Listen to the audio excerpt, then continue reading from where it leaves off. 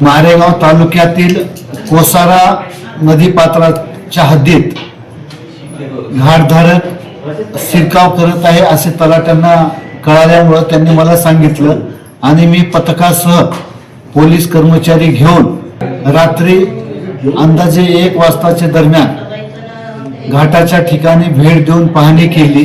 त्यावेळी 2 पोकल्यान त्या ठिकाणी मारेगाव तालुक्याच्या हद्दीत आढळून आल्या।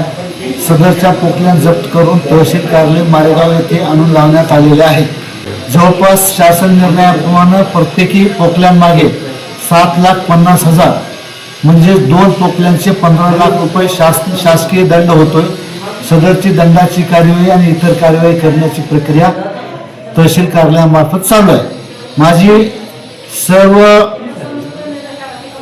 गौण खनिज वाहतूक करणाऱ्या वाहनधारकांना आणि उत्खनन करणाऱ्या JCB मालकांना अशी विनंती आणि आवाहन आहे की आपण परवानगी घेतल्याशिवाय उत्खनन वाहतूक करू नये आणि जर अनधिकृत उत्खनन वाहतूक करीत असल्याचे निष्पन्न आढळून आल्यास आणि वाहन आम्ही पकडल्याच्या नंतर सरळ सदरचे वाहन आमच्या ताब्यात द्यावे।